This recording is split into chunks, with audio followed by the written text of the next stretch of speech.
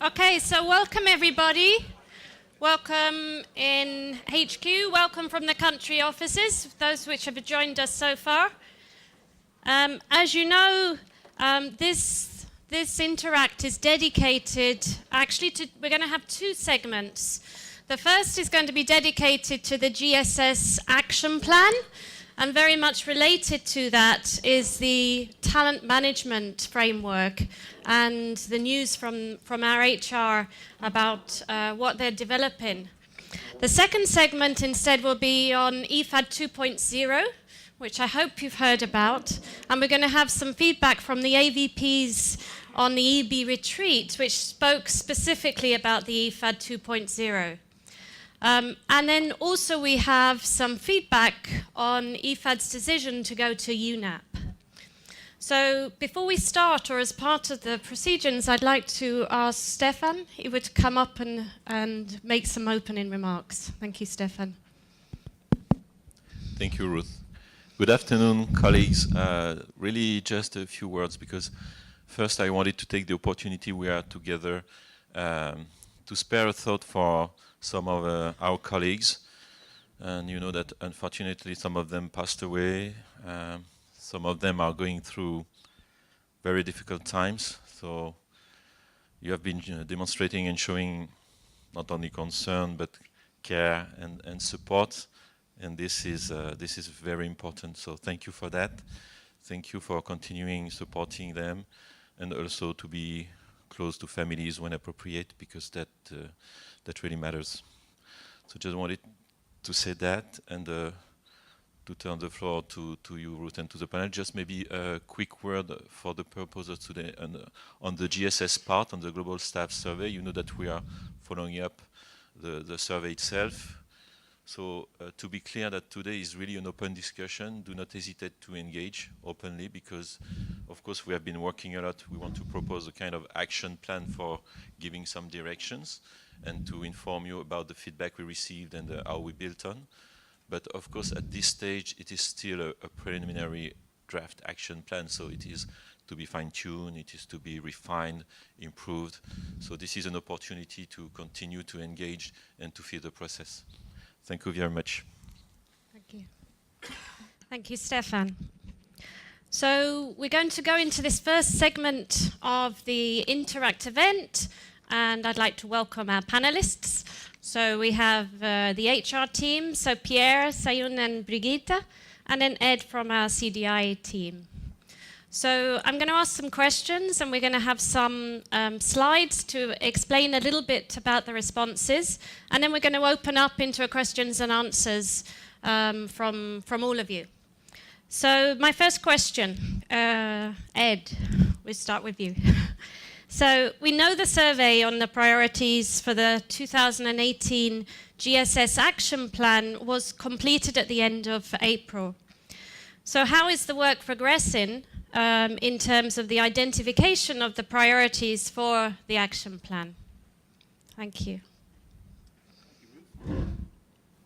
Is that working? Oh, there we are. So I think before answering the question itself, I think it's important to go into where we've come from. So in terms of the Global Staff Survey, it was obviously issued in February and shared with all staff. And then in March at an IFAD forum, Gilbert suggested initial actions to address the 4 key areas where staff had responded negatively, which were confidence and trust in leadership and management, workload and work-life balance, promotion and career development, and performance management. So departments and divisions then held follow-up conversations and submitted actions for CDI to consolidate. And that's what CDI is doing. It's consolidating and making sure that what's coming back from staff, from the divisions and the departments feed into the action plan. And then when we get an action plan into place, that it is monitored and we come back. So at the start of April, the first step of this process was that CDI presented the consolidated inputs from the divisions and departments to the IFAD management team, or the IMT. So for those who are new to IFAD, the IMT are all the directors, all the unit heads, all the departments, and the president and vice president all in one room together discussing the item. So the outcome of that IMT, which was, I just saw Lenyara in front of me. Lenyara was also at the IMT representing the staff association, And I think it's also important to note at this stage that the Staff Association has been involved throughout this process from the start and will continue to be involved throughout. I think also what happened at this IMT, it was agreed that CDI should find some way of reaching out to staff to try and prioritise the actions that had come back, because what we were in a situation was we had 41 actions that were coming back, and 41 actions to deal with the outcome of the GSS survey was just too many. So we had to try and find a way, a simple way and a quick way of prioritising what was happening. So that's why in April, I'm getting to the question now, a survey was issued to staff to rank the importance of the 41 proposed actions. And as Ruth said, the survey closed on the 30th of April. So the structure of the survey was broken down by the 4 GSS areas. We can see it on the screen. And we also came up with 11 themes, sort of sub-themes of those areas of how the 41 actions should align. And what I've done is I've used the exact same language that was used in the survey and the exact same language that was used in the IFAD forum for consistency. So I think the really important thing on this survey is that we had a 64% response rate, which was almost the exact same as the people who responded to the GSS survey itself. So it was a very good section of staff that had replied. So what we did also with the outcome is we identified the highest voted 15 actions from the list of 41. And this is the part that was both very good and also really surprised me, is that from the top 15, we managed to hit every single theme except one, and all 4 GSS areas. So we managed to go from 41 down to 15, while also ensuring that we hit the main areas that the staff were most interested in, which, as I said, was not something that I was predicting at the start when we went to a survey. So what we did, we didn't issue the results straight away. What we did was we sat down with OSB and Human Resources and looked at the resourcing implications. There's no point having a list of 15 if they're not funded. So we worked with OSB and Human Resources to see what was required in additional funding to ensure these activities could take place in 2019. It's also, I'm only going to show the top 15 on the slides coming up, but it's also important to see some of the things that weren't voted for, which makes it sound a bit like a Eurovision. But what wasn't voted for example, was there was the no meeting day, or to make airport lounges and eligible travel expenses a mandatory expense. So I think what was interesting and what really struck me with how the voting went is that people really thought it wasn't just about voting at the first ones that you meet. It was going throughout the entire survey, ensuring that the things that were really important were voted for, and doing so in numbers. So I have and I will, I think after this Interact event, I will share all the results of how the 41 were actually voted on and share that on a blog on the internet. So just before going into the 15 actions, there's just 3 general points. Today, as Stefan said, is not about presenting a final action plan. It is about hearing from you before finalising it. And in particular, I'd like to hear feedback on the top 3 highest priority actions, which are the corporate decision-making processes, promotion, and talent management. They came out as 1, 2, and 3. Second, as 13 of the 15 actions fall under the human resources area, Pierre, Brigitte, and Suyun will be providing a lot of the substantive input when I hand back to Ruth. And then thirdly, learning from the GSS lessons in the past, I think it'll be important to put already maybe in the calendar an Interact event in 4 months' time, just to show how we're progressing and how the actions that are being identified are being followed up on, because that is something that I think that we've kind of missed on other GSS actions in the past. So with that, I have 2 more slides to map the top 15 back to each of the 4 GSS areas. And what I've done in these slides is I've ordered each of them by priority.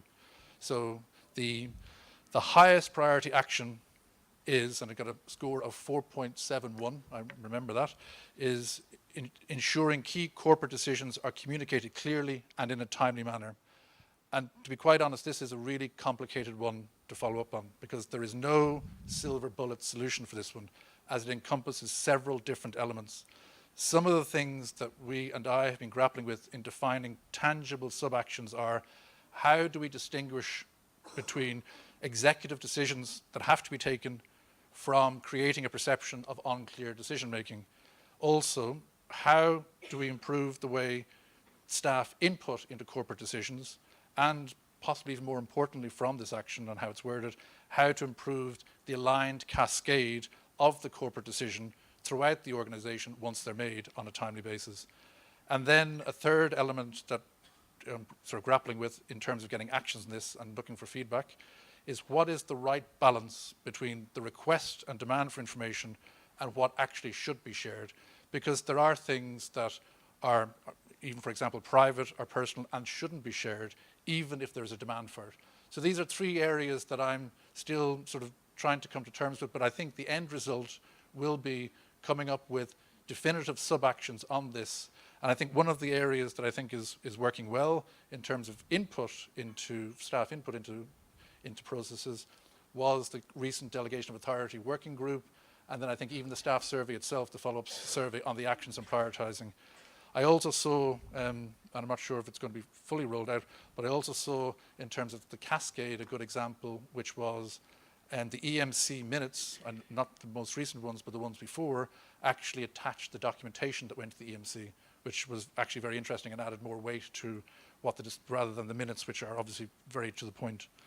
So as I said, I am struggling in this one, but this is the most voted action, and it will be good to hear. What we want to try and do is be tangible and what can be put in place. So as I said, that in 4 months' time, when we come back, we can actually show whether or not we're making progress in this area. The other 4 actions in this area relate to the softer, sort of more emotional intelligence skills, making people management leadership training mandatory, introducing a 360 tool for leaders, making coaching mandatory, and ensuring meetings happen between supervisors and staff. These are more tangible actions and are also items that Human Resources, HRD, is planning to implement during Q3. On workload and work-life balance, it was not much of a surprise that filling up existing vacant positions came out as the highest priority in the survey. And I think the important area in terms of the action for this is OSB has kindly provided some additional resources to ensure that the necessary bodies are in place to ensure that we can fill the positions. On teleworking and compensatory leave, Human Resources is also working on setting targets and on a communication campaign on this.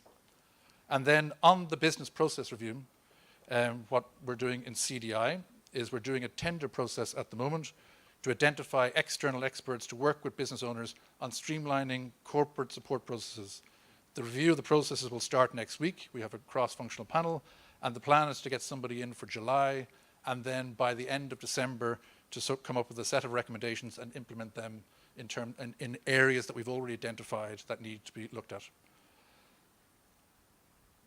Then on promotion and career development, I think this is going to, if I understand correctly, going to be a large portion of the Human Resource colleagues' presentation.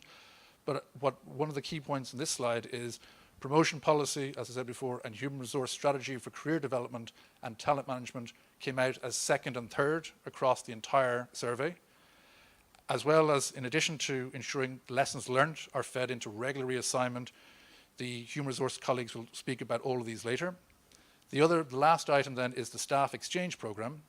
This is where staff would be provided the opportunity to go on work assignment in another organization outside of IFAD. And the plan is to have a pilot for that, and for I think a very small number of people, just to manage expectations, in 2019, and then see where we go from there. So I would just like to close on that the result of the 2018 GSS survey is, and I think this is something that has struck me in all the meetings I've been involved in this, whether with management, senior management, with ESA, it is being taken very seriously by everyone in IFAD. And I thank everyone for the engagement and also to be in a position to update further in the coming months.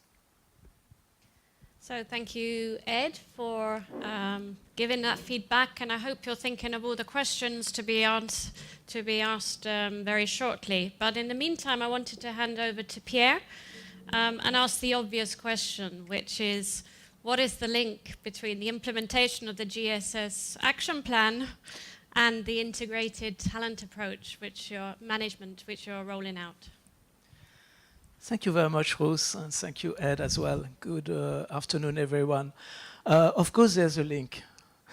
But at the same time, I would be tempted to say that even if they were not the GSS results communicated to us at the beginning of this year, we would have probably delivered on many of these topics because they were already part of our work plan. I will take this example of these 13 items for HR that Ed already presented to you.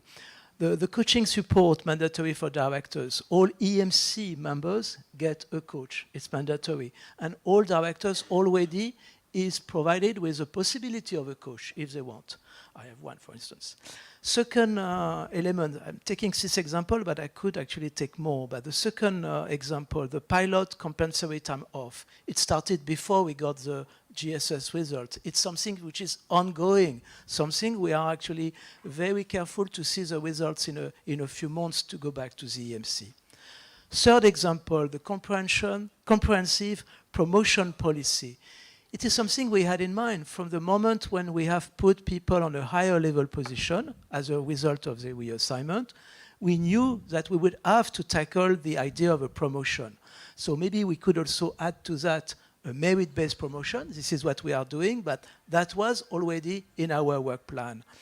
The clear reassignment policy, no need to insist on that. We have actually done it before the GSS result. The staff exchange program, interestingly, this is something that the president came up with when he came to our retreat, and we presented to him the work plan for 2019, and he says that something missing, the staff exchange program. So immediately we put it on the work plan. And then the review of PES, I think everyone will agree that the PES needs a thorough review, and that was on our work plan last year. It is on our work plan this year. So yes or no in a way. Thank you, Pierre. So I want to hand over now to Sayun, who's going to talk. Sorry, you haven't finished. I don't know, I've not finished. Oh, sorry. I've not finished because I'd like actually to introduce you to something that probably many of you have already heard about, the famous talent management framework. And the talent management framework, it's actually an ensemble of topics, HR activities that in our mind, I think need to be put together in a dynamic way to illustrate the way we want now to manage career a little more, I would say, positively and dynamically than before for our staff member. So if you go to this slide, indeed, all starts with talent acquisition. It starts with people that we acquire from the market, as they say in HR. So one day you have been recruited in IFAD. That day when you were recruited in IFAD, we were able to do an inventory of your skills, your aptitude, meaning that we do not recruit you only for one post, but for a series of posts in your career in IFAD. So we need to be aware of the talents you need for this post, but the talents that you have that we are not necessarily going to use in this first post. So this is what I call the skills mapping and inventory. It is, for me, a ground foundation of HR talent management framework. Then succession planning, it's a little bit linked to that, actually. So we need, of course, to be able each year, and working with OSB on that, to identify the posts that would become vacant as a result of natural attrition. Of course, the famous example is the people who get retired. They liberate some posts, and this post could be considered for prospective analysis of people ready for that. How do we do if people are not ready for that? Training. That's not new. This is continuous learning that we want to insist on, and we spend quite a lot of money each year to develop training. What is new is what we call in the next circle the self-development. Self-development, this is, of course, what directors or EMC members do with their coach, but not only, this is also what we are going to do with the 360, so that you are going to learn about yourself about what people think about your skills, your aptitude, your talents. And I insist on that. The 360 that we are going to put in place is only for self-development. It will not be communicated to supervisor or to HRD. If you want to communicate to your supervisor to maybe nurture the conversation you have with the supervisor, you are, of course, ready to do so. But it is mostly for you to improve, because all of us can improve in certain ways. Then we have the performance management, so I will let, later I will finish the circle. Huh? I will let Sayan to detail the novelties in terms of performance management. We are also reviewing the new concept of reward and recognition, so we will probably abandon the financial rewards. We were not that popular. And we will have more non-financial rewards. Something new, the assessment. That becomes extremely important, and we have started doing this with this current reassignment exercise to make sure when the president makes a decision to assign any staff member to a post or even to a higher level post, we need to make sure that the person has the capacity, the potential, the aptitude to take over this higher level position. So this is why we have put in place assessment done by an external provider, and we did it systematically for all impacted staff members who applied for a P position. I'm talking about the G staff. We did it also systematically for all P4 impacted who applied for a P5 position.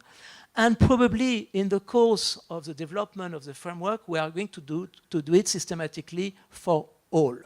When I discuss with the president, he says that he wants every of us to be assessed for their future positions. So this is, you see, the importance of this ambition. You need to know that this assessment is valid 2 years. So it's important that we have this element for each of you being done and redone on a regular basis. Based on this assessment, when it is done, technical and also skills, soft skills assessment, we can go to promotion.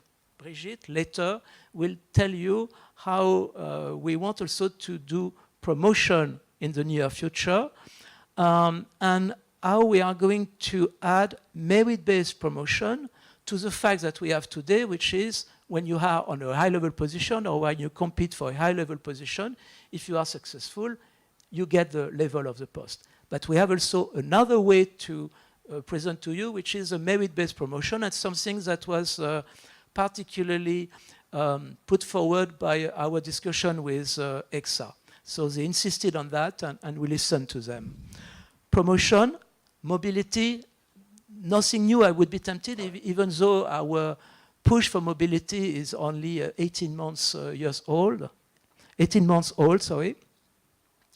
But mobility has become now something already part of the culture of IFAD, I suppose, and we will continue to do that at least once a year, maybe twice. So I have gone around the circle to show you how in our mind it will circulate.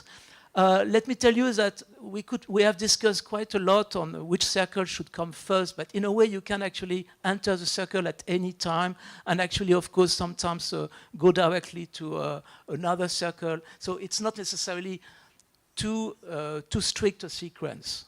So we can actually go from training to performance management directly. The other thing I want to say before leaving the floor to my two colleagues is that we wanted to present it to you today because there's a lot of discussion about the talent management framework in the organization, so it's normal that we share it with you where we are. But it's still, in a way, a work in progress. It has been shared with EXA, as I said, for the promotion policy. It has been discussed with LEG. It has been presented to OPV. But we are not yet, we will be there, I suppose, in 1 month, but we are not yet with a finished product. So maybe also your comments, feedback would be very helpful to come to this finalization of products. That being said, I leave the floor to Sayan. Okay, thank you. Thank you, Pierre. Okay, so linking to the circle that you have seen of the integrated talent management, where the performance management plays, it has an integral role. And in this sense, it's no longer just an annual exercise. It's part of a framework and a very complex process which needs to provide value to all the stakeholders who are engaged in this performance management. So we're talking about the organization, value to the organization, and to management, but also to each individual staff. In this sense, the purpose of the new performance management is forward-looking. It's future-oriented. It's no longer just assessment of what happened last year, and with a very strong emphasis on the alignment of goals and priorities. How do we do this? Alignment of goals and priorities require engagement of people. So we will require more face-to-face communication at the corporate, at the departmental, and at the team level. And we are working, HRD is working in establishing how we can do this in a very systematic manner. Of course, the supervisor's role with regular check-in is fundamental. No process will be actually a good process unless the people who are engaged are really engaged, and ongoing dialogue. And also, in order to help the alignment of goals and priorities, we will be helping also to achieve consistency in objective setting. So by job family, by grade level, and in some cases, you know, the team contingencies. And so part of the integrated talent management framework, how does performance management really fit in? How does it feed in, and how do other elements come in to feed into the performance management? Obviously, you have seen that reassignment, skills inventory, staff development, self-development, promotion, succession planning, all these will be very much closely related to the performance management process. So in this sense, there will be an increased focus on the developmental aspect of performance management. So the development part, how you develop towards your next role in order to carry out your current role in a more effective manner, will be a very important part of the performance management. The key changes that you will see in the right-hand side box of this new performance management indicates the staff initiates the process as owners of their career management. And it also reflects the current IFAD situation, where we need matrix reporting, we need functional reporting, we need administrative reporting, and standardized objectives.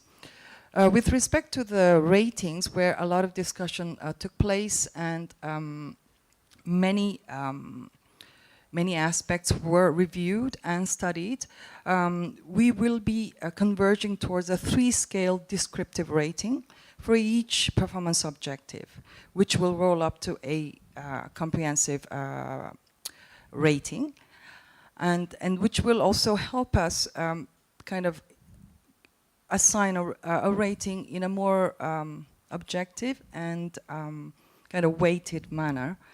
We will introduce the peer review system. This will be to really to enrich the feedback on individual performance. And I've also mentioned about enhanced self-development section, and an introduction of a career review group. So no longer just review of just last year's performance, but also an individual's performance in the continuum of the career growth. And Pierre mentioned about the rewards and streamlining of awards. I think I'll stop here. Thank you, Sayun. I'm going to hand over to Brigitte to talk a little bit about the proposed promotion framework.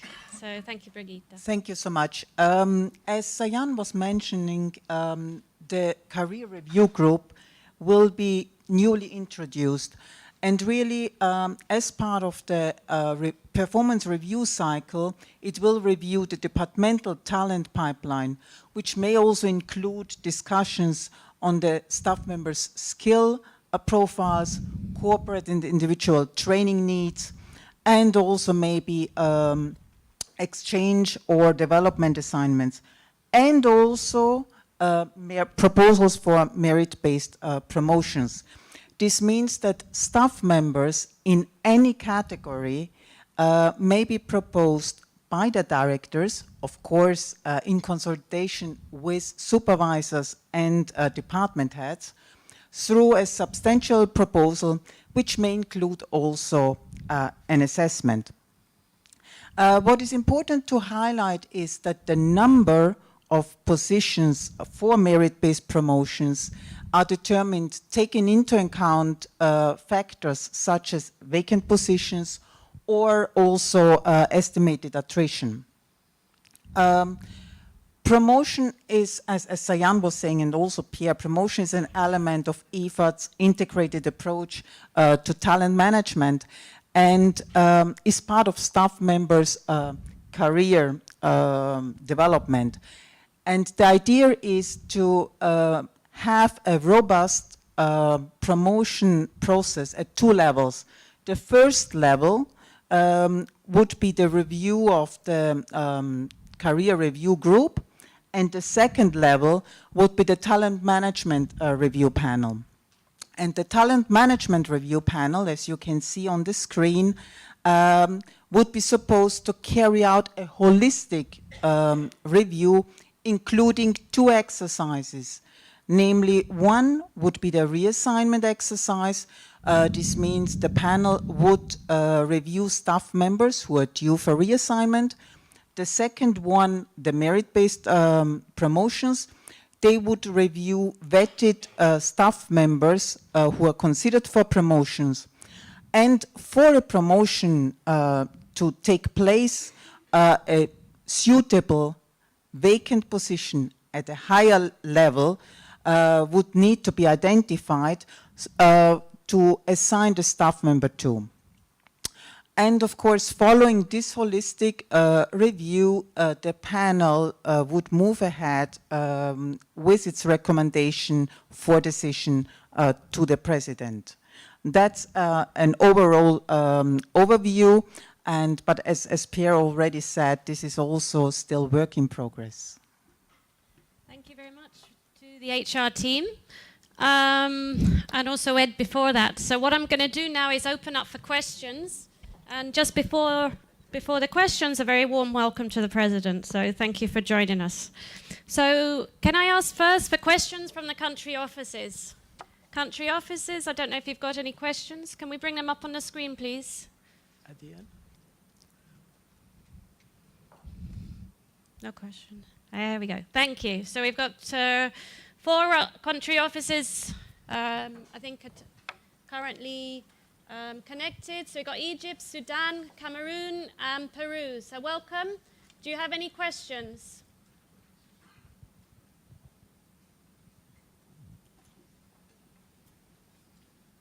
Can you hear me? Wave a hand. You can hear me. Okay. Yes, we can. Any questions from the country offices? You can come in later as well, but we just wanted to give you the first opportunity.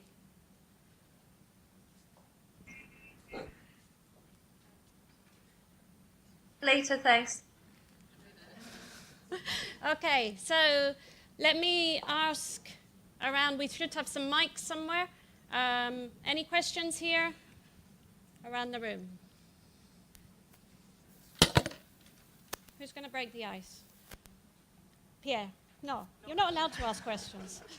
No, I don't have a question, but I have a message for our colleagues in the field, actually. When Brigitte said very widely that it will concern all categories of staff, we had in mind specifically that a national staff, a brilliant national staff, can also be proposed to the reassignment and promotion panel through its supervisor director to take over an available international position. So this is really with this in mind that we have said all categories. Of course, also the G2P, but here at headquarters, the G2P is more familiar. But national staff to international position is also something that we would like to push thanks to our talent management framework. Okay, thank you for the clarification. So you've had a lot of information, a lot of feedback. Again, we would welcome your comments.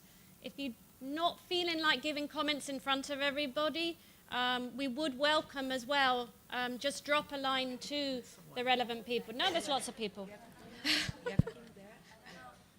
Okay, let's take Kim first, and then we'll sort of go across the sections.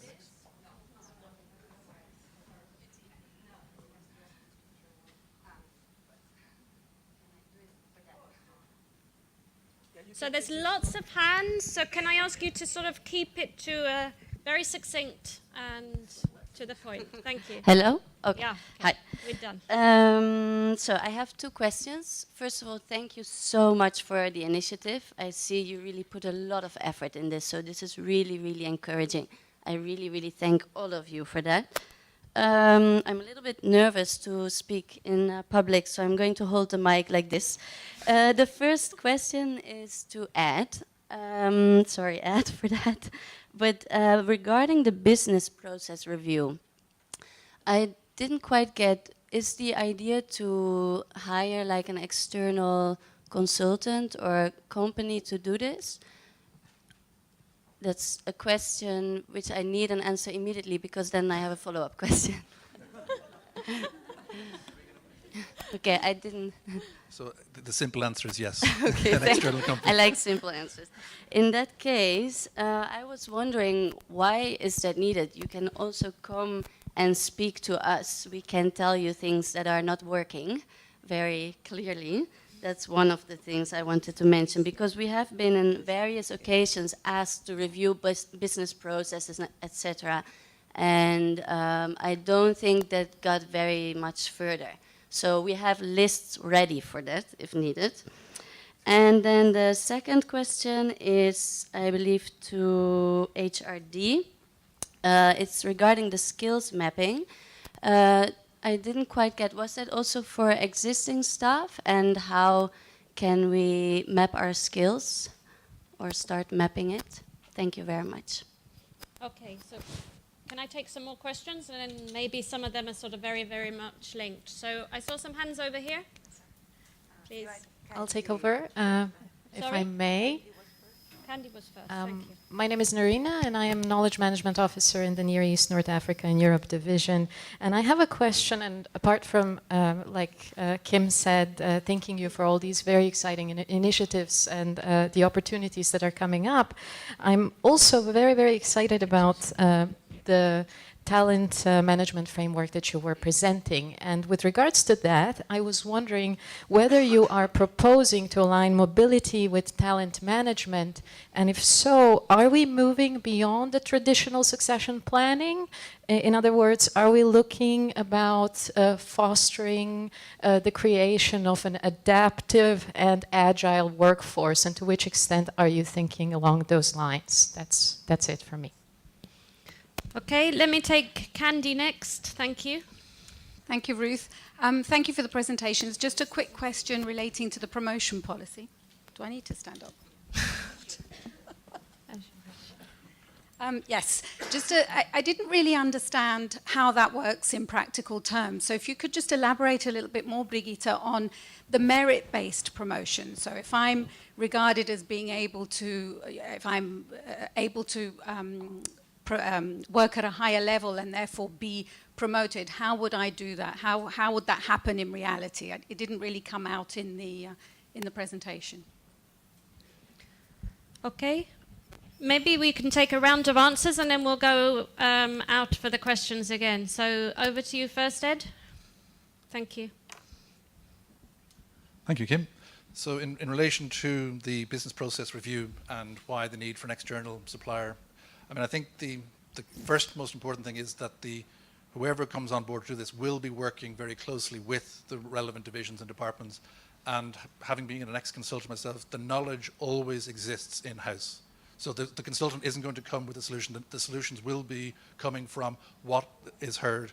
I think the benefit of having an external person is that they bring tools and techniques in order to make the process sort of to make it more streamlined, but also to make sure it's complete, and also to have that external view to be able to compare with others. So I think it's important to have the right balance between the knowledge in-house and that expertise externally to help with the tools, techniques, and external view. Thank you. Pierre. Yes, the question from Kiel about the skills mapping, of course, it also for the existing staff member. For the newcomers, normally we just have assessed actually their skills, as I said, not only for their post, but for all posts they would have at IFAD, so a comprehensive approach of their existing skills. For our colleagues, the ones that are in this room today, I think most of you have actually updated their PHF recently. And I think this is a very good habit to constantly put your PHF up to date. You do another certification, you learn a new language, you get a new experience, a new assignment, you put it in your PHF. Because that will be the repository of our skills, of your skills, I would say. And this is based on that we would constitute, for instance, all people who speak Arabic in the organization. So this is, of course, mostly also for existing staff members, because talent management is for existing staff members. This is not for the one that we have recruited last week. The question from Nerina, I would be tempted to say that we are already actually doing mobility beyond the normal reassignment. And I think we have been quite transgressive by doing so. Let me give you 2 examples. When I did some mobility program in other organizations, it was always people expressing interest for level at their own level. Here we have actually allowed people to express interest for higher level positions. That's one transgression. Second transgression, in the program that I used to manage, it was only the people that were due for reassignment this year, and not anyone else. Second transgression, in IFAD, we have allowed volunteers to be part of the exercise. I'm not so sure how we're going to continue that way, but it's to show that actually, I think we go beyond the normal mobility program. And certainly, it will not happen overnight. It will take probably 1 or 2 years. But this is an ambition. I totally agree with your 2 adjectives, adapted and agile workforce. This is what we want to come to. Candy? And then for the how would that happen, Candida, I will let Brigitte to respond. Thank you so much. No, Candy, how it works is of course, again, as I said initially, this is work in progress.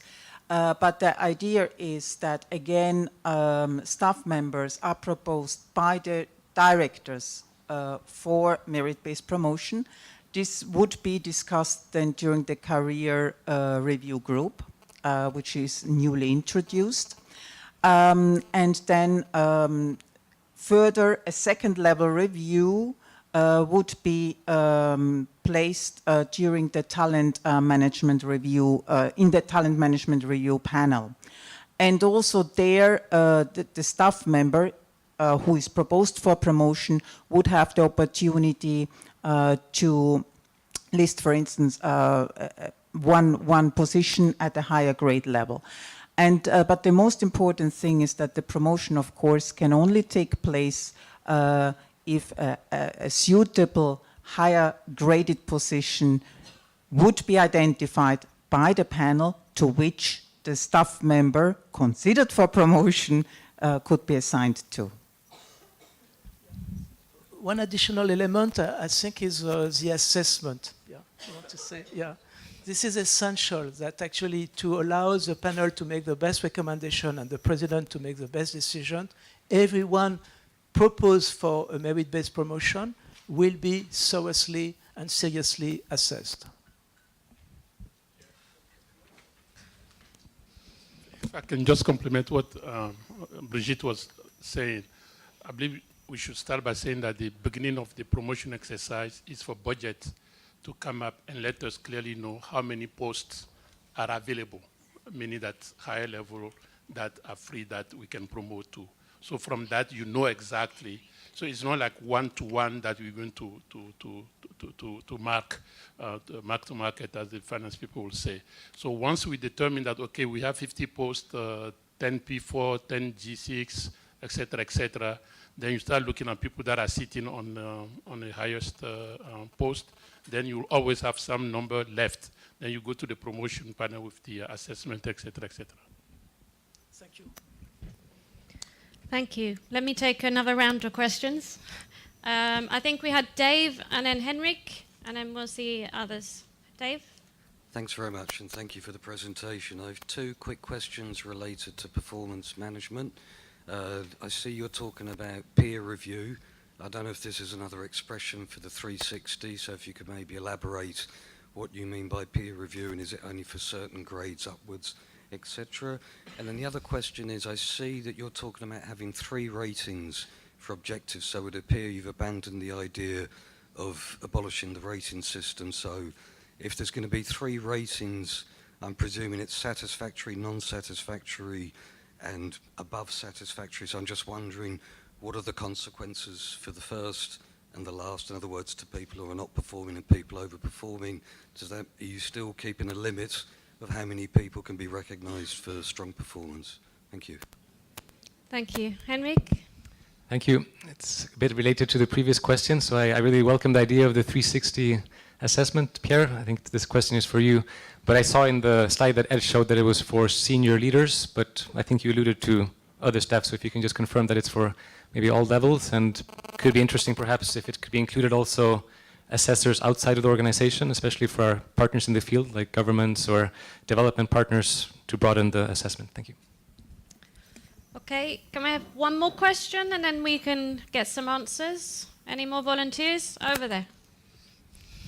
Hi, thank you very much. Nancy Kawe from OPR.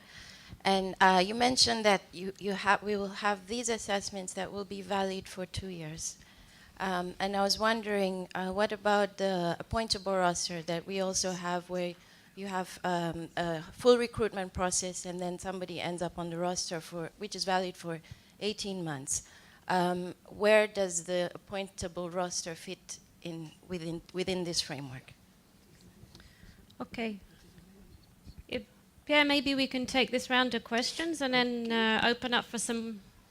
So the question from Dave will be responded by Sayan.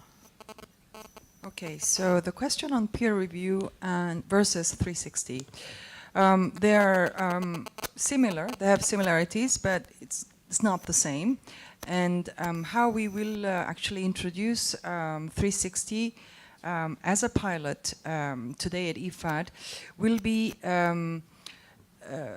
for entirely on a developmental purpose. So it's for self-development, and it's de-linked from performance management. So it's not going to feed into performance rating or performance review or to the career management group.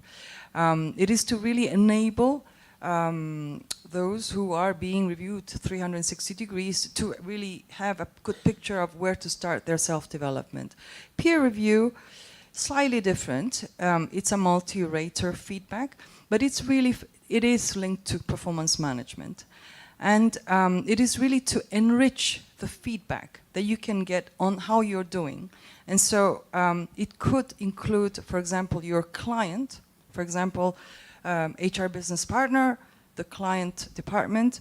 We all have our main clients, but it could also be your peers with whom you're working, who can actually give feedback that can give a more comprehensive picture of where you're at with your performance. So this distinction, and this is, we are envisaging it as part of the new performance management. Thank you, Sayan. I'm sorry, I don't know your first name, actually. Nancy. Okay, perfect. I will know it now. It's very different from the appointable roster. The appointable roster does exist in our HRIPs.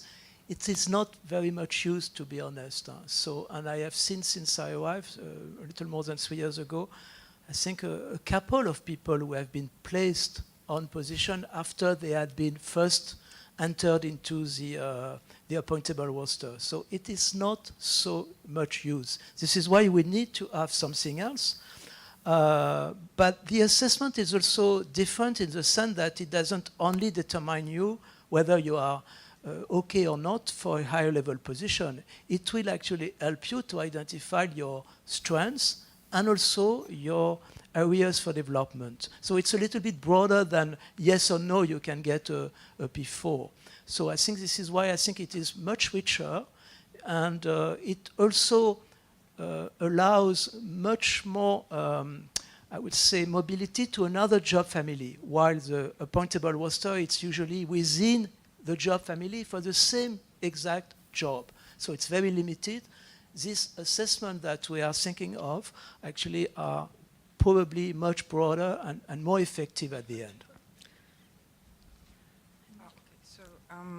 Okay, so let me just add about the 360 for, 360 on a pilot basis, 3 ratings, yeah? Okay, so the 3 ratings, it's how we are envisaging the 3 ratings. So going from 5-scale numerical ratings to a 3-scale descriptive ratings. To differentiate the level of performance, however, not by the entire performance year, but really broken down into objective. So against each performance objective, an assessment, an evaluation with this rating will be done. And in this manner, when you do a comprehensive review of how it looks at each performance objective level, you're really deriving more or less like what is the range of the performance rating for that performance year for that individual staff member is. And we're still working on how this can be either really done with an algorithm, so we can really make it work kind of with a calculation, or leave a little bit of discretion. But these are the details that we will need to kind of firm up, and which we will actually be coming back for further discussion. And the 3 ratings will also include the competency assessment. So the competency part will be not just the organizational competencies, but will include also technical competence. Okay.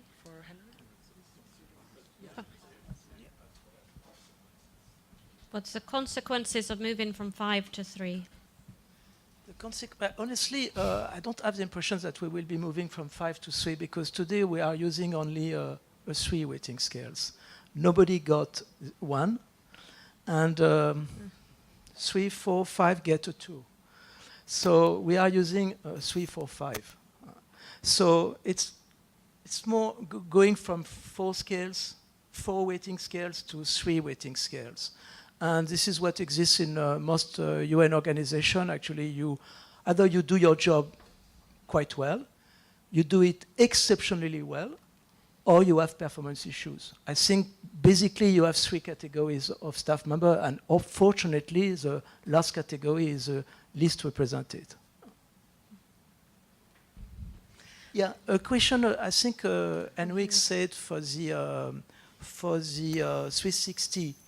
Indeed, and Donald has insisted on that, we will conduct a pilot program in 2 divisions of PMD for the 360, and it will involve everyone in these 2 divisions. So it's not based on level, it's for everyone. It's a pilot. We will actually learn probably from the results, and based on that, we will decide to extend it this way or another way. Okay, thank you. So I'm going to turn to the country offices now to see if they've got any questions, having thought about it. Peru, thank you. Hello, good afternoon, and good morning from Lima. Thank you for the opportunity to OPV, to HRD, and to CDI for organizing this event. I have a little bit of feedback from country offices and a couple of suggestions and a couple of questions, and I will be quick. One is this complementing this idea of making the workforce more effective and more engaged? It's a little bit different from the question that we heard, but you know, new colleagues are joining us, and we are confronting this issue of making an induction from them. So we are improvising an induction with the materials we have, with the documents we have. I would suggest something more systematic in terms of induction for new colleagues joining could be organized.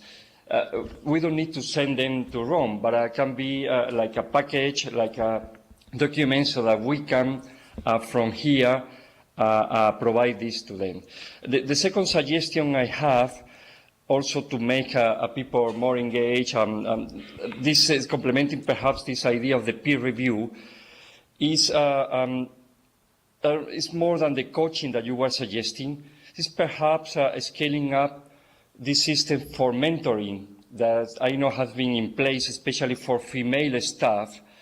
But if we are thinking of assessing, of training, of making the career more let's say, developed, perhaps why not putting in place a mentoring system?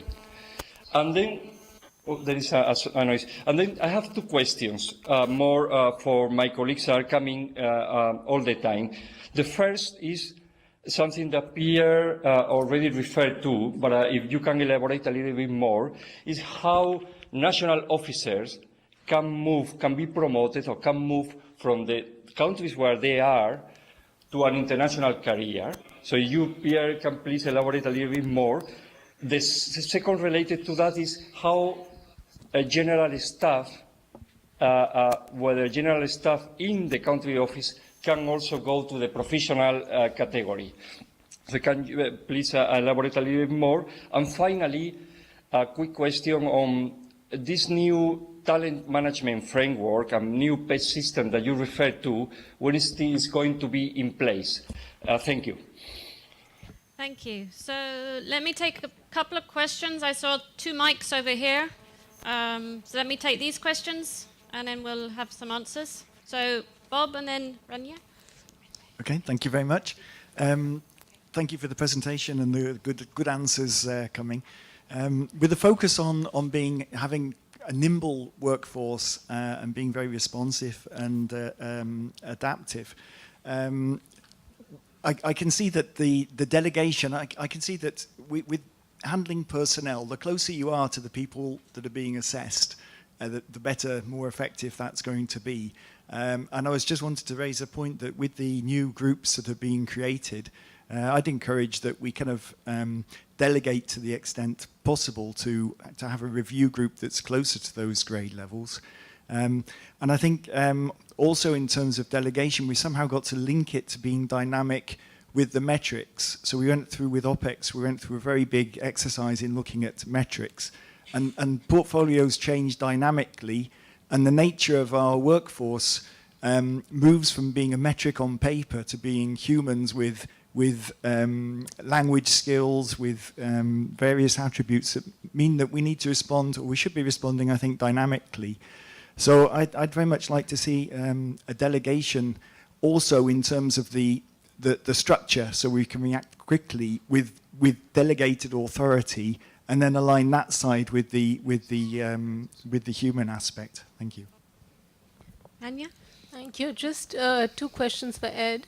Ed, sorry if I missed it, but what is the timeline for the business process review, and when do you think that this exercise will be finished?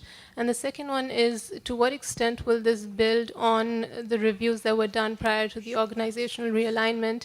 And do you foresee, or would it be possible that some functions would again be moved across divisions or departments as a result of this exercise? Okay, so panelists, can I ask you to be very short and succinct in your replies in order to get a last round of questions before we finish this segment? Then, as I've said, obviously there's possibilities for those who haven't asked and want to ask, or want to ask in private, to follow up separately. But for the moment, let me ask Pierre to respond and Ed to this last round. And I will ask Sayan to take the one on induction. Okay, so at present at IFAD we have a corporate induction program. It's a corporate level induction. So basically it's welcoming new colleagues to a very high level overview of all the departments and how IFAD work in its workings. Our aim is that we will expand this induction to a more detailed level, and we will be piloting actually first with one hub, in that when you hire new employees in a hub, there is no systematic induction to that hub and to that region. So we would like to actually expand the corporate induction to more than just high-level overview of IFAD, but really down to, and for this HRD will be working with all the departments, all the regional divisions and the hubs to enable that. On a separate note, HRD is also working with SKD's knowledge management attempt at knowledge retention. So as we have new colleagues coming in and as we have colleagues who are leaving, to enable that knowledge transfer, but also to retain the important knowledge, HRD will be working with SKD in systemizing that knowledge retention from retirees, but also very importantly from the knowledge that is generated across all workforce, including consultants. Okay, a quick thing about mentoring, not yet in the talent management framework, but could come up as an essential element of the talent management framework later on. But for the time being, we thought actually we would concentrate on a few things that we can deliver this year and early next year. In French, we say qui trop embrasse mal les trains. So we want to be sure that we will deliver on what we promise. But mentoring is an excellent idea, of course. How can national staff move to international positions? Two ways, of course. They can apply to international positions that we advertise, that they do.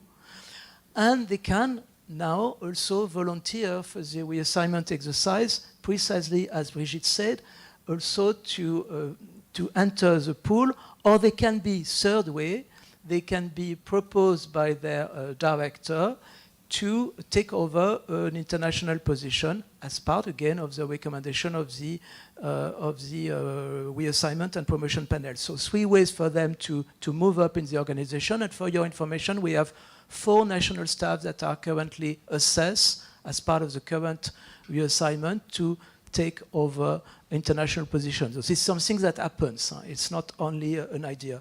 GS staff moving up in country offices, this is a little more difficult, I have to be honest, because they usually, they could of course apply to international positions.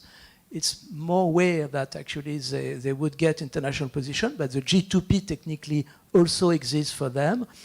GS staff in a country offices, usually their career playground, I would say, is a UN, all UN organizations. So you make a career if you stay as a GS from going to another UN organizations. And this is mobility, this is interagency mobility, and this is also something that we want to encourage.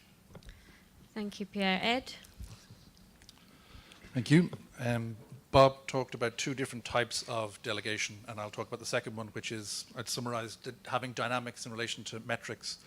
And I think it's important that there's 2 points in this. One is that it was agreed that we would review the metrics 12 months afterwards, so as opposed to changing dynamically too early.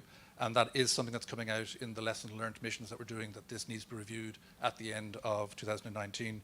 I think the second point is that the working group, which I referred to earlier before, actually discussed this of what level of authority should be delegated down to the departments and divisions to change the structures within divisions and departments.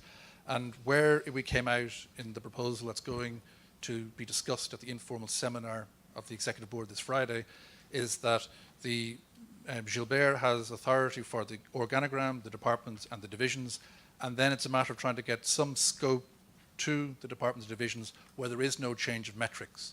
So I think the issue that you were talking about, there is a change in metrics. So when there is a change in metrics, then there has to be a review. So it isn't foreseen, just to manage your expectations, that we'd move to a dynamic one. If there is a change, then there needs to be some sort of checkpoint. In relation to Ranya's question, the timeline is we're having a panel next week to try and identify the external supplier on the business process review, then hopefully getting the supplier on board in July, and then looking at specific processes, which I'll come to in a sec when I find all my underneath my paperwork, and by the end of the year, then having recommendations, some of which will be implemented. Obviously, it'll depend on the type of recommendations because implementation may take longer than a month or two. But just to respond to your query on will it actually deal with some of the organizational realignment, we'll be looking at organizational realignment. It goes back to when this was brought up at the IFAD forum, that the primary focus of the business process review is about workload. It's about solving that issue of too much workload in the divisions, and it's also focusing on specific areas that we've actually identified in a pre-review. So we're talking like areas like recruitment, consultant management, travel process, and corporate procurement that are cross-cutting, although corporate services, and will have an impact in every division and department, and also, going back and repeat it again, an impact on the workload and reducing it. Thank you. So I think we've got time, well actually we're out of time, but we'll make time for one last round of questions. Pierre, did you want to say something? I wouldn't like to...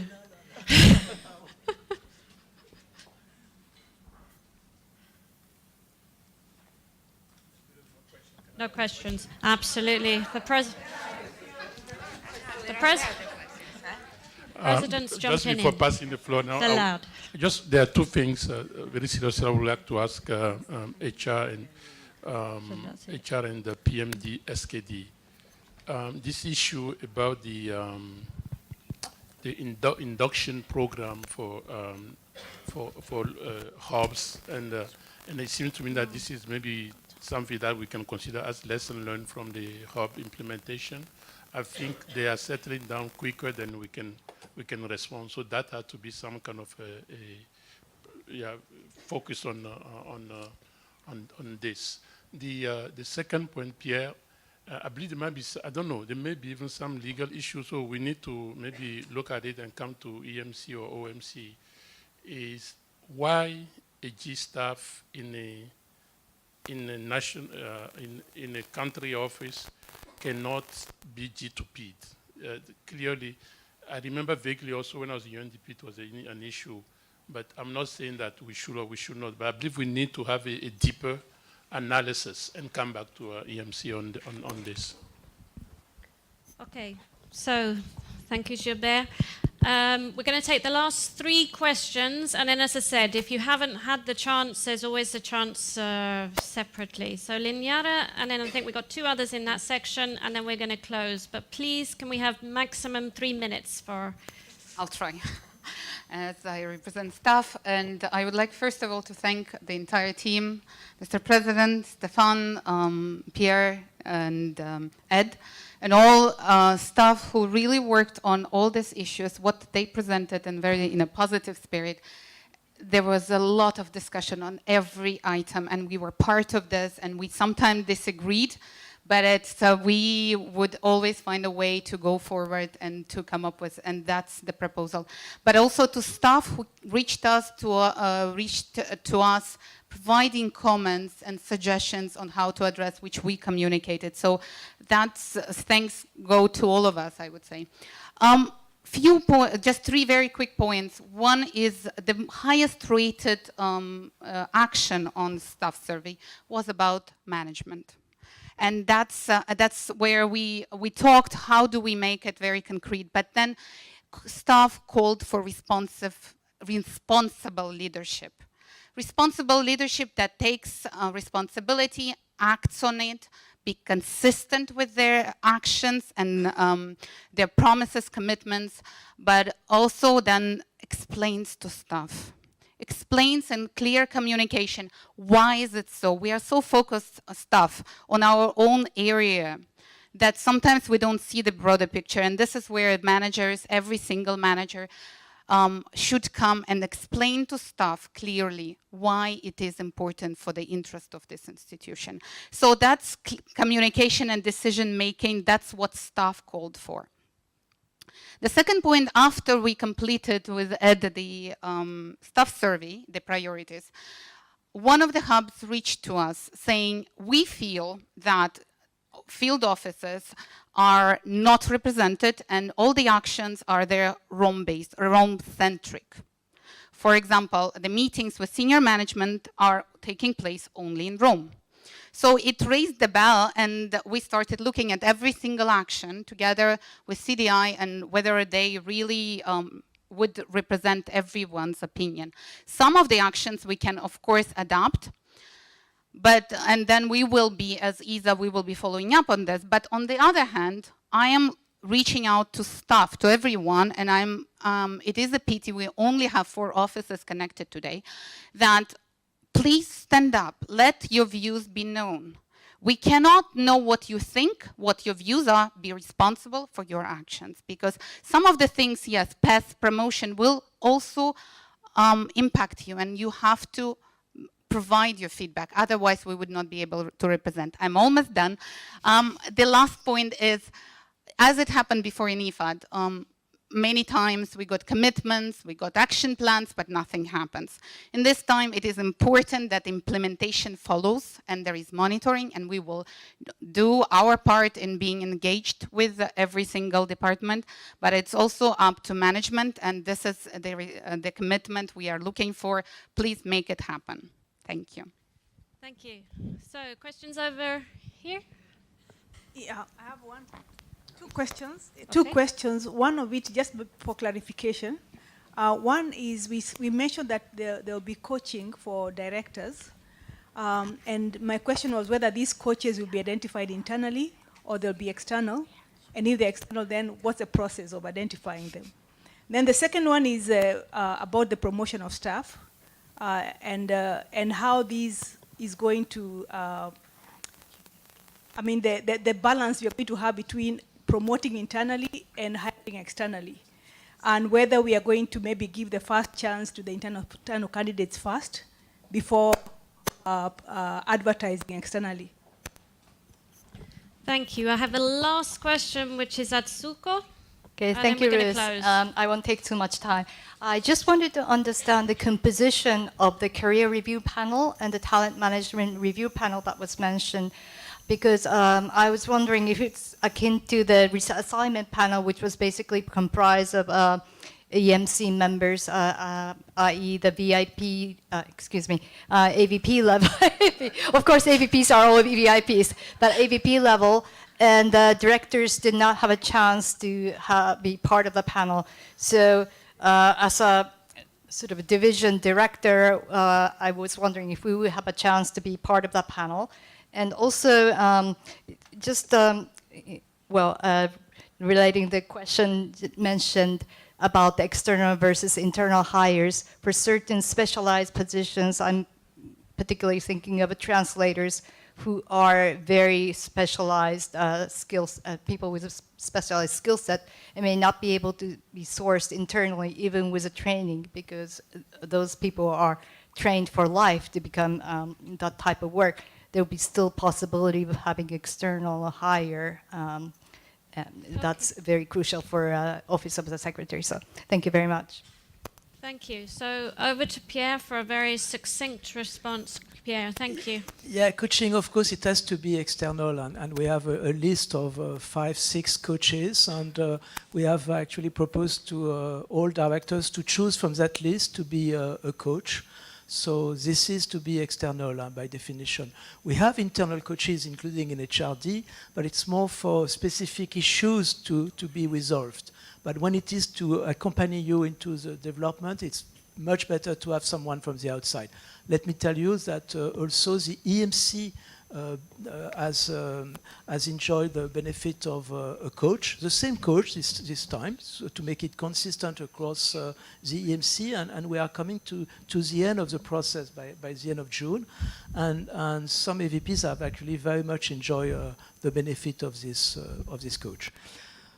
promotion of staff, maybe I have not insisted enough, but all of this, all the talent management framework, it is indeed to promote internal staff, to push for development of internal staff. As we now say, we would recruit from the market when we are sure we cannot find internally the right skills in-house. But recruiting from the market should almost become the exception, and the norm should be the reassignment or the identification of skills that we already have. So I have not insisted enough. That's a good point that I take as a lesson from this exercise. Why Atsuko, first, directors in this current exercise have been much more engaged than in any of the 3 previously done exercises. And they have been consulted on the skills they need, and they have been consulted on the names of the people who have expressed an interest for these positions. That was not done before. So I think we have reached quite a level of engagement from directors. Going to the point that they would be part of the reassignment panel, I think for me it's more a logistical issue. We have 22 directors, so if we have a meeting with 22 directors, that would be a challenge to organize, I suppose. But AVPs, of course, are there in this panel to express the views of their directors, and they do so. Thank you. So I've just got a request from one of the VIPs to just add supplement from the hubs. So, VIP. I think I'll be happy just to be an AVP. So just coming back to what the President said about, and the issue about induction for hubs, which I think is a really good point, but I just wanted to talk a little bit very quickly about hubs, because I think in all this, and we're doing the early lessons learned, it slightly challenges IFAD's frame of reference, and we need to think slightly differently about how we deal with hubs, because they're not divisions. A hub is not PMD. A hub is a range of different departments based in an overseas location, and their needs do not fit easily just in a divisional or a departmental issue. So we're aware of this, and it's one of those lessons we're learning, whether it's induction, whether it's issues about business processes. A business process has a very different impact if you're in a hub, irrelevant of your division, than if you're sitting in headquarters. So we're well aware of this, and it's certainly something that we would look at very closely. And there's been a discussion about coaching, leadership training, etc. for directors. I would say that hub heads, regional sub-directors, are also a major new part of our whole management leadership system. And one of the things we're trying to do is also build that level up, because many of these hubs have 15, 20 people in. We need to ensure we have the leadership management skills at that level as well. Thank you. Thank you very much. So I'm going to close this first segment by thanking all of you for participation and engagement and all your questions, which will be fed back into the process, as Ed emphasized at the beginning, and also Stefan. No, I'm not going to close the first segment. Boss, big boss. I promise 1 minute and a half. I think there are 2 issues on which I wanted to come back. One is a point that the chair of ISA or EXA was making when the night I was talking about the feedback received from a hub. First of all, I want to challenge and encourage again the sub-regional directors, as Donna just said. It's part of the new machinery about the management. If you are responsible for a hub, and then you cannot just express your view directly to Ed, to say that what you have done, and you have to go to the cover of the staff association, something is painful for me there. I'm not saying that do not talk to your staff rep. I'm saying have the courage to express yourself directly. We can have a disagreement, like she said. She knows how many times we met on the promotion policy. We can have disagreement, but I will always fight for your right to express yourself. So it's important that the hub head really take that responsibility. P5 is a very senior post, as much as I'm concerned. By the way, the feedback was actually was a very good one in terms of the meeting that I'm having. Actually, the whole idea about having those meetings, it started when about a year ago, I think, the hub in Indonesia asked to meet with me. So I know really where all of that comes from. So I will never forget the hubs. So it's on the way coming up. The second point is the part of the issue raised by Atsuko. And I'm talking to colleague from EMC here now. The feedback that I'm getting from the reassignment, there's a level of uneasiness at the director's level that they still feel, despite the fact that they were. I have two directors told me that one is true that there have been more involvement this time than the last time. Secondly, there's still some kind of level of uneasy. Myself, I don't understand everything. We still need to kind of unpack it to know where that feeling is coming from, and how do we integrate that in the regular reassignment. My point is that is the feedback that I'm taking on board. Thank you. So I'm now going to close the first segment, VIPs or not. So I want to really thank the panelists for their succinct answers. And as Ed said,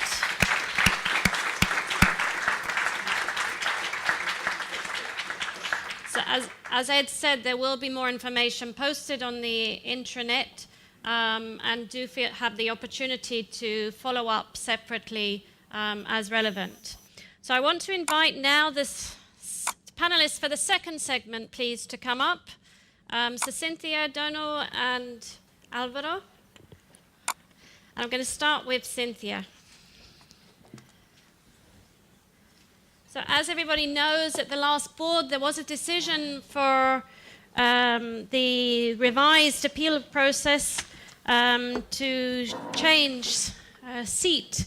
And so Cynthia is going to give us a little bit of an update about the EB discussion on that. And then afterwards, we're going to talk about IFAD 2.0. Thank you, Cynthia. Thank you, Ruth. So, as I'm sure you are aware by now, the Executive Board unanimously approved during its last session on early May on IFAD's submission to the United Nations Appeals Tribunal. The decision resulted from a deliberative process among the executive directors, which took into consideration many factors, including a position paper by the Staff Association. The board indicated that the decision to submit IFAD to the jurisdiction of UNED aims to address three main issues. The first one is some substantive legal concerns over handling of cases at ILO-AT, particularly regarding lack of jurisprudential consistency and foreseeability, as well as appropriate weight of proportionality of decisions. These issues were noted by IFAD along with other 20 entities, also under the ILO-AT jurisdiction, in a joint communication that unfortunately yielded no results. Therefore, the board considered that UNED will allow IFAD to put in place a more robust framework to safeguard both staff rights and the interests of the fund. The second issue was standard of proof, which was viewed as being too high and not properly protecting staff against misconduct. The executive board noted that the concern shared by other stakeholders that the ILO-AT standard of proof does not properly protect against misconduct is erroneous and misplaced for international organizations' investigations. The board indicated that the beyond a reasonable doubt standard adopted by the ILO-AT does not allow organizations to react properly in disciplinary cases in order to ensure the full implementation of zero-tolerance policies towards sexual harassment, sexual exploitation and abuse, anti-corruption, and other crucial disciplinary issues. And the third one is the time to decision, which is really quite lengthy. The time spent for staff and IFAD to await tribunal decisions from the ILO-AT is 2 to 3 times higher and longer than that of UNET, although ILO-AT has claimed that they're trying to work on this. The board explicitly made reference to the context of justice delayed is justice denied, indicating that the quicker decisions will better protect staff who may be victims of misconduct. So how will this work on practical terms? in order to allow for an orderly transition, the board determined that any matter that was submitted to the first step of IFAD's grievance system, the Mandatory Administrative Review, or MAR, before 3 May 2019, as well as any other matter that was at any more advanced stages of the process, be it the Joint Appeals Board or ILOAT, will continue with the previous course of review. They will continue the standard track. However, any new claims that are submitted to the MAR on or after 3 May 2019 will go to the MAR and the JAB, just as before, and then to the UNAT. As you may know, UNAT has been and will continue to be the forum for appeals brought by staff members and former staff members against matters relating to the United Nations Joint Staff Pension Fund. The board recognized that the move to UNAT would allow staff members to bring their grievances before a system that is highly familiar with functioning and legal framework of the UN system, given that the UNAT has vast experience with decentralized UN environments. And finally, management will continue consulting with the stakeholders, including staff association, to find strategies to further strengthen the IFAD grievance system. Thank you. Thank you, Cynthia. So that was just an update from the board, which is very relevant for all the staff, and we just wanted to share that with you. So now we're going to move on to IFAD 2.0, and I'd ask our two AVPs to share some of what happened at the event and some of the take-homes for us. Thank you. Thank you, Ruth. Well, first of all, thank you very much, everybody, to stay for the update on IFAD 2.0. Let me very briefly give you an update of the background of what happened, why we did present. We did already an interact before on what IFAD 2.0 means and why are we doing it. So IFAD 2.0 at the end is the preparation for IFAD 12 replenishment. We are trying to set up new potential funding mechanism as well as new type of operational setup in order to address some of the donors, international community guidance, as well as the sustainability of IFAD. So in this sense, the background of where we stand is an IFAD whereby the replenishment has not grown for the last 3-4 replenishments. At the same time, we all know that staff are stretched and we are going into many more new initiatives.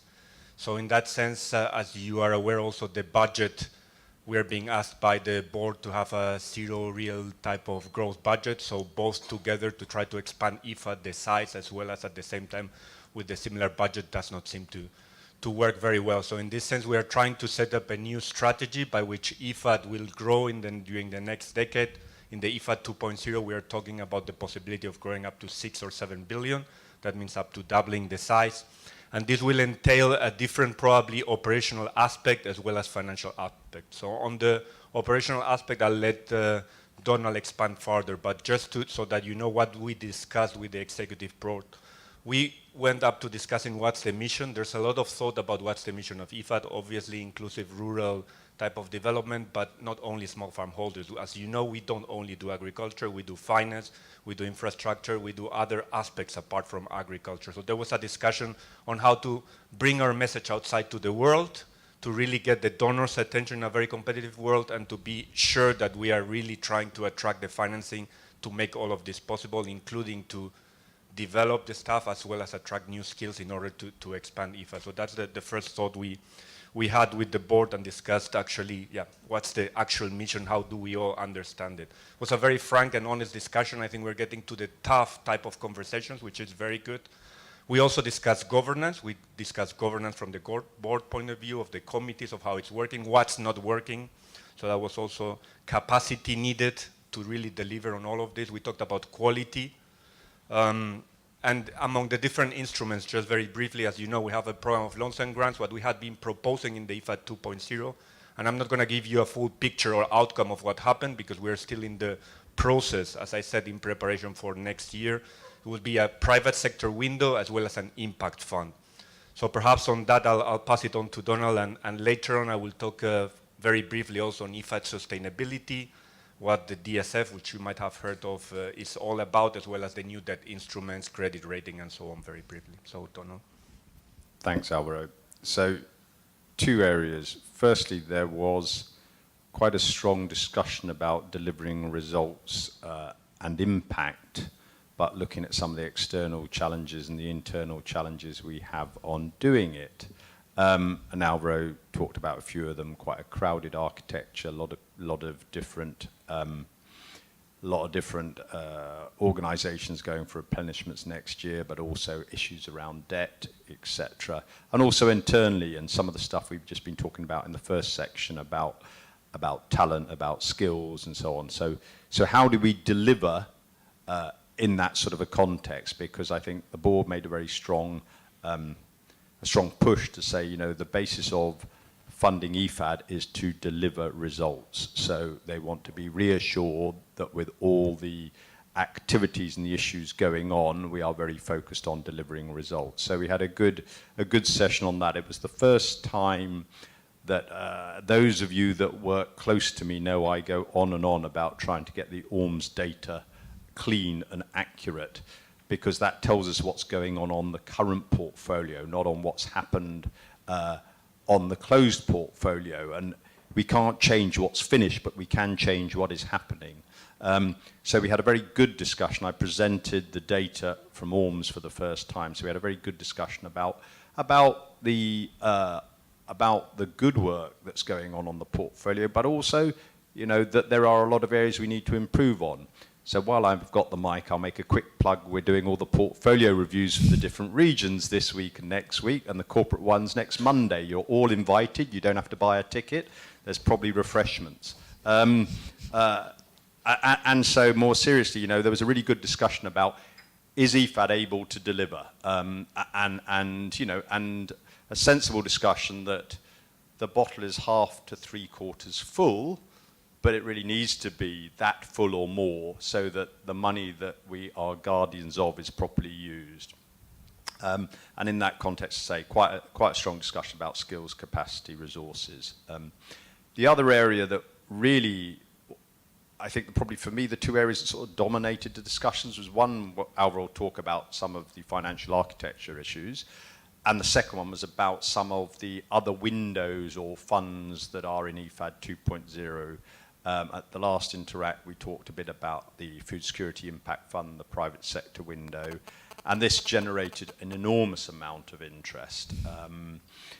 Really, because there isn't much detail beyond sort of the initial thinking here, and what the board really wanted to understand was that detail, you know, so how would it work, how would the governance, how decisions would be made, particularly how would it link to the main programme of loans and grants with the private sector window, the food security impact, you know, would they all be complementary, would they be separate, would they have silos, lots and lots of questions around that, would there be a substitute for DSF, you know, how would we make decisions on that, what would the eligibility be, capacity to deliver, would this replace ASAP, how was climate change going to be properly represented in there? So lots of questions which, as Alvaro says, we're now working through. It was really good to get those issues on the table. But I think there was an overall interest in the issues there, but a lot of good questions that we now need to answer over that period. And as I think Alvaro said, the third area that was really interesting was the mission and targeting thing. You know, are we just about smallholders? Are we about small producers? We do a lot in the rural space beyond agriculture, and we're looking at that one too over this. A lot of talk about food systems. Does our current mission and narrative really bring in the food systems aspects of the future? And so, I think very much linked to the Impact Fund too.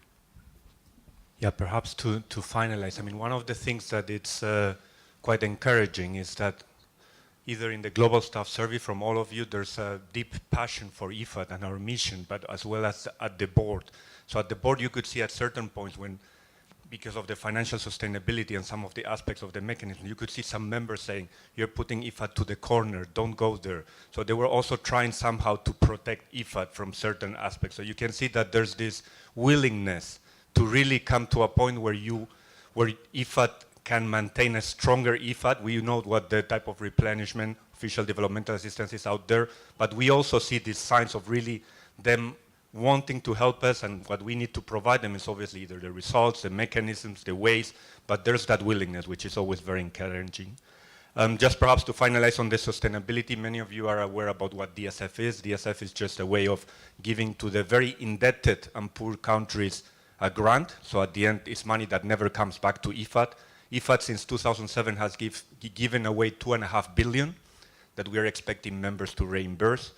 This is going to be difficult because, as I said, developmental is not coming, to that type of increases. So we're trying to find mechanisms and ways to really protect IFAD and have that sustainability aspect.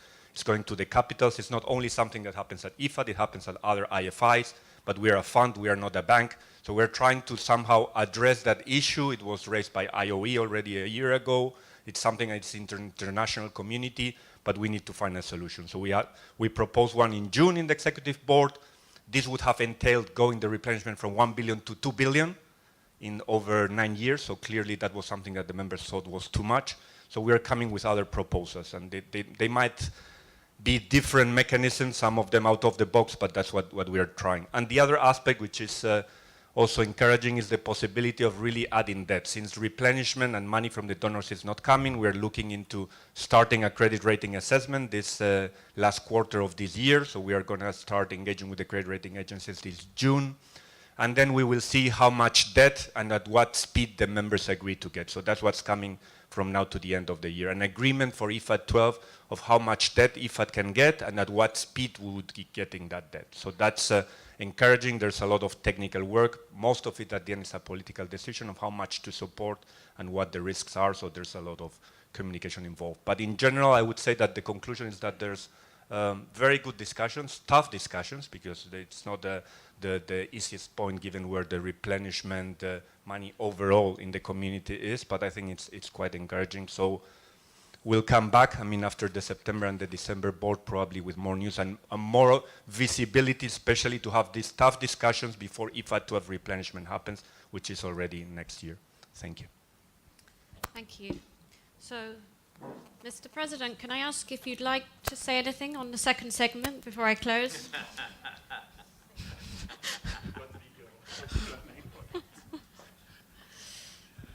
That's what you got me. I was just conferring with Gochi on one point that I believe you alluded but not sufficiently is we also have to do a holistic review of our, should I say, HR, not HR department. There has been a lot of discussion on our capacity to deliver, and obviously the follow-up on the job, the workload issue that Ed was talking about. So what we want to do, and it's a bit tricky. The question for us today, if we have a workload, what do we need, or how many additional staff do we need to be at a reasonable level? That's a question we need to ask ourselves. Second question, do we have all the skill mixed that are needed, particularly in SKD, for example, in leg, in some part of PMD, et cetera, Do we have IT? Do we have all the skill mixed that we have? If not, what does it take to get there? Third, this is as of today. We talk about even with our level of POLG. Then we have to consider in the context of an increased total business as per IFAD 2.0. Third, fourth dimension, we also know that our conditions, which is very delicate. Our conditions, the UN general conditions, are far better than outside. We have to acknowledge that. At the same token, we know that we are competitively disadvantaged compared to other IFIs, particularly when you have people coming from other IFI. It's always a headache for us to do those recruitment. Is there a way we can get some level of flexibility that will allow us to be more competitive? So Then linked to that, part of the presentation brilliantly made by HR earlier, the performance management. Let me be honest and frank with you. Pierre said something that I disagree with. He said, he's not here. It's here. But this is part of normal business, right? Pierre was saying that to be politically correct, that barely today only few 2 rating that we have. But what is hiding behind that is that we do have problem to handle performance issues. Let's recognize it. We do have problem. IFAD is not alone, but we do have problem. So the board is bouncing back. We can understand what you're talking about. We know how you struggle to send us the document. We see sometimes mistakes that are happening, not because people are not competent, it's because it has been rushed, etc. So we accept your push to have a second look at that, but you don't handle your performance issues at all levels. Okay, let's be clear, from G1 to president. We don't have below G, right? So the idea is to have a package assessment of all of that. Then we will see how does that translate into additional cost, and how do we handle that? So I'm not saying that it will affect our 2020 budget, which process will very likely go as Sahid is planning. But this is part of the package deal with what Donald and Alvaro talked about, for us to get, I will see that to be part of the discussion in the replenishment. Hopefully we can have something that we can maybe implement over 2-3 years type of things. So this is also a huge part of what is happening. So and I believe I'm saying that because all of you are going to very likely through the VIPs are going to be involved.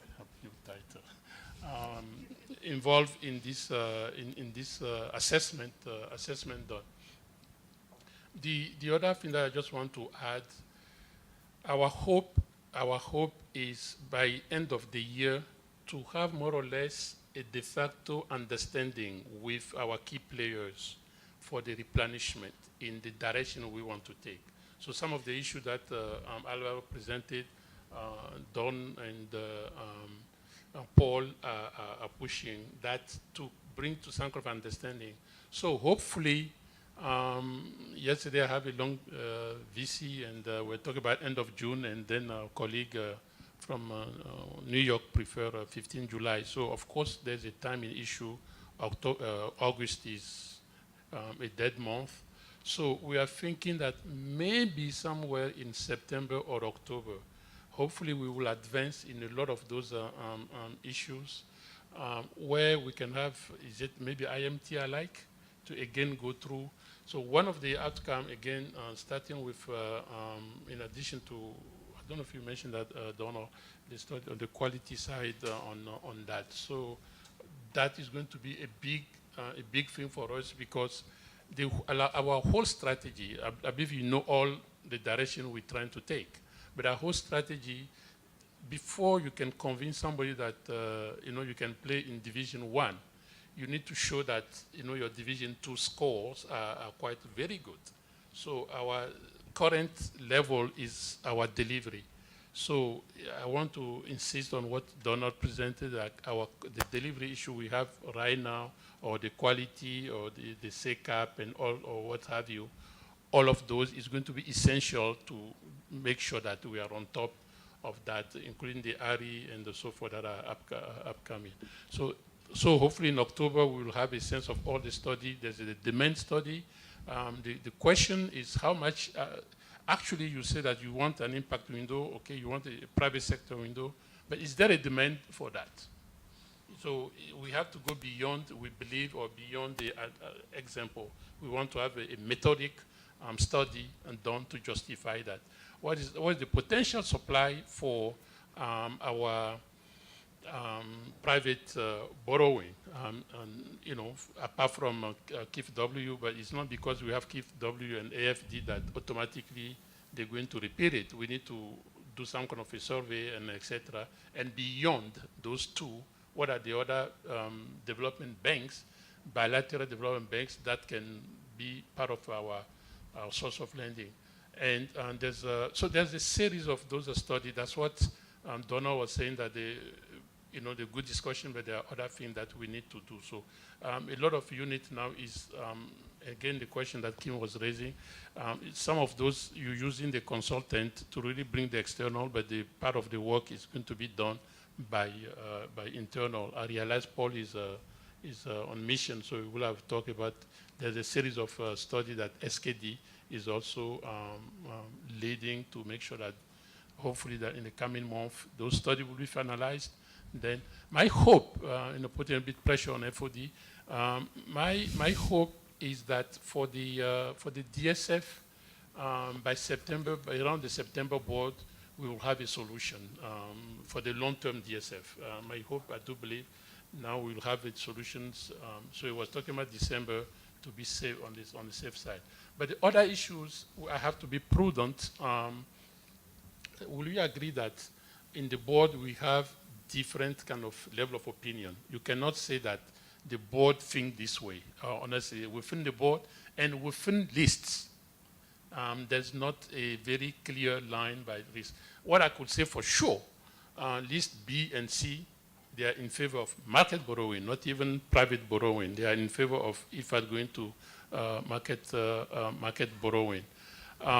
List A, you have maybe 3 groups, and I will leave it there. So it's not like you have the whole point for us is to be able to show that, one, we can deliver what we have now, and there is this enthusiasm to move to the next steps.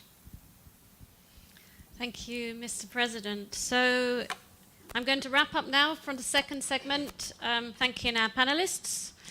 And then just to sort of do a recap of what we've had in the last nearly 2 hours. So first of all, thank you for the country offices, because it's always more difficult to be sort of engaged when you're at the end of a video than if you're actually here present. So thank you for the 4 country offices which made it to the end. I did see as well in the middle part there was a very strange country office called Ron Hartman, who sort of popped up and then I think he was in the car and then disappeared again. And then thanking you all for this long, but I hope a very fruitful session. We've had lots of very constructive and collaborative feedback, and we really sort of appreciate that. And as Ed and Stefan said at the beginning, this is very much a process. We're in a process. It hasn't yet, in terms of the GSS survey and also the HR talent management framework, we are it is evolving, and we do welcome your continued inputs, please, especially if you didn't have a chance to ask the questions in this interact session. So finally, just to again thank you for your engagement, that we're looking for really a bigger, a stronger, and a more efficient IFAD, and together we're all going to make that happen. So thank you very much for being present.